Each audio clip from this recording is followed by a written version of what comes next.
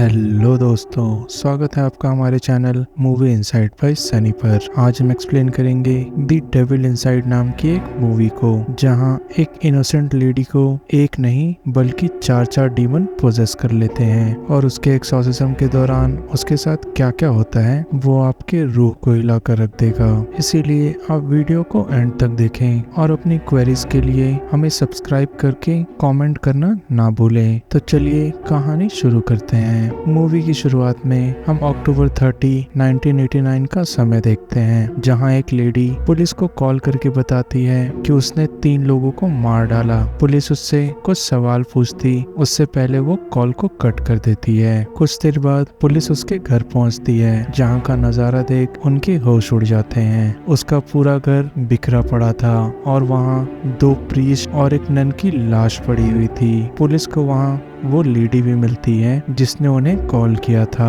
Police उसे गिरफ्तार करके अपने साथ ले जाती है। अगले दिन न्यूज में ये खबर आती है कि उस लेडी का नाम मारिया है और उसने अपने ही घर में 3 लोगों को बहुत बेरहमी से मार डाला और जो मारे गए थे वो प्रीस्ट और नन थे। इसीलिए कैथलिक चर्च भी इसमें इन्वॉल्व हो जाता है और इसी वजह से चर्च उसे अपनी निगरानी में मेंटल असाइलम में भेज देता है, ये कहकर कि उसके दिमागी हालत ठीक नहीं है। अब इस घटना को बहुत दिन बीत चुके थे।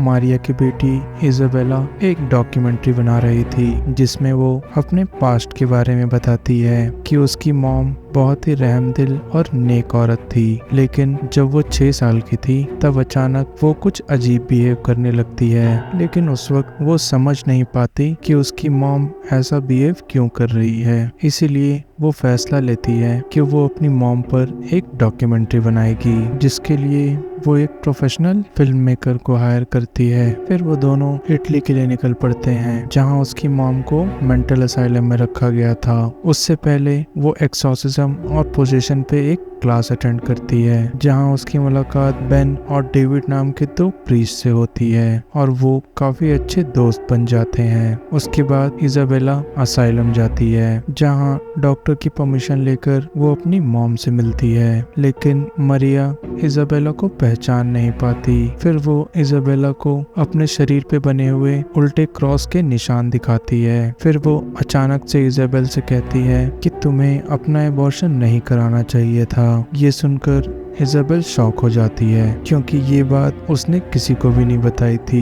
फिर अचानक उसकी मॉम थोड़ी वायलेंट हो जाती है, जिससे डरकर इजाबेल हॉस्पिटल से बाहर निकल जाती है। उसके बाद वो बेन और डेविड से मिलती है और वो यहाँ क्या करने आई है उसके बारे में बताती है। वो उसकी मॉम की वीडियोस को देखकर इजाबेल से कहते हैं कि तुम्हारी मॉम पोजेस्ड है और उनका एक्सॉर्सिज्म करने से पहले तुम्हें एक्सॉर्सिज्म का एक्सपीरियंस होना चाहिए। बेन और डेविड उन लोगों की हेल्प करते हैं जिसे कोर्ट मेंटली इल बताकर हेल्प नहीं करते। फिर वो सभी एक घर में जाते हैं, जहां एक लड़की पोजेस स्टेट में बेड पे पड़ी हुई थी।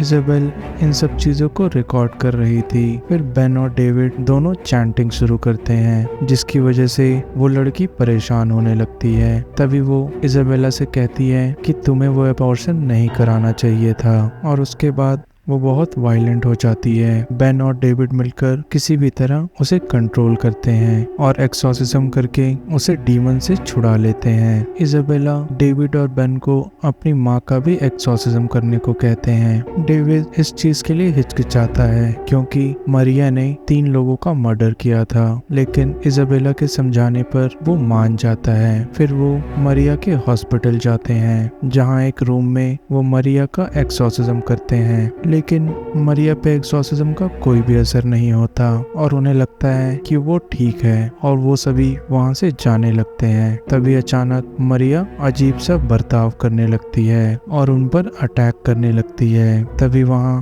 हॉस्पिटल स्टाफ आ जाता है और उन्हें ये सब करने से रोक लेता है, जिसकी वजह से मरिया का एक्सॉर्सिज्म अधूरा ही छूट जाता है। घर आने पर सभी लोग वहां रिकॉर्ड किए गए वीडियो को देखने लगते हैं, जिस पर बेन सभी को बताता है कि मरिया 4 अलग अलग लैंग्वेजेस में बोल रही थी। मतलब उसे एक नहीं बल्कि 4 डिफरेंट डीमंस ने पोजेस किया है। तभी अचानक डेविड के नाक से खून गिरने लगता है। फिर अगले दिन डेविड चर्च में एक बच्चे को पवित्र करने जाता है, जहां वो अपना होश खो बैठता है और वो उस बच्चे को पानी में डुबाकर मारने की कोशिश करता है। ये देखकर वहाँ के लोग डेविड से वो बच्चा छीन लेते हैं और डेविड मौका देखकर वहाँ से भाग जाता है। फिर जब इजाबेला और बेन डेविड से मिलने जाते हैं तो उसकी हालत देख उनके पसीने छूट जाते हैं, क्योंकि वो पोजेस्ड हो चुका था और उसके हाथों पर भी वही सेम निशान थे जो मरिया के हाथों पर थे। और तभी वहाँ पुलिस भी आ जाती है, क्योंकि उस बच्चे के माँ बाप ने डेविड के खिलाफ कंप्लेन कर दी थी। तभी वो एक पुलिस वाले की गन छीनकर बेन से कहता है कि ये डीमन बहुत ही शक्तिशाली है और हम इससे नहीं लड़ सकते, और वो उस गन से खुद को गोली मार लेता है और डेविड के मरते ही वो डीमन आजाद हो जाता है और वो इजाबेला को पोजेस कर लेता है। ये डीमन पहले मरिया से डेविड में आया और वो अब डेविड से इजाबेला के अंदर। इजाबेला की हालत बहुत खराब हो जाती है। बेन माइकल नाम के एक टैक्सी ड्राइवर के साथ इजाबेला को हॉस्पिटल ले जाता है, जहां उसका ट्रीटमेंट होता है, लेकिन इजाबेला एक नर्स पर हमला करके उसे मार डालती है और वहां से भागने की कोशिश करती है, लेकिन किसी तरह लोग उसे काबू में करके बेहोश कर देते हैं। फिर बेन और माइकल इजाबेला को चर्च ले जाने की कोशिश करते हैं, जहां वो उसका एक्सोर्सिज्म कर सके, लेकिन रास्ते में उसे होश आ जाता है और वो बेन पर हमला कर देती है और वो माइकल के कानों में कुछ बोलती है, जिससे माइकल डीमन के वश में आ जाता है और वो गाड़ी को इतनी तेज चलाता है जिससे उनका एक्सीडेंट हो जाता है, जिसमें बेन और माइकल की मौत हो जाती है। लेकिन इजाबेला की बॉडी वहां से गायब थी और ये बात एक रहस्य रह जाती है कि इजाबेला मरी या जिंदा है, और ये मूवी यहीं पर खत्म हो जाती है। ऐसे ही बेहतरीन एक्सप्लेनेशन सुनने के लिए हमें लाइक एंड सब्सक्राइब करें। Thank you.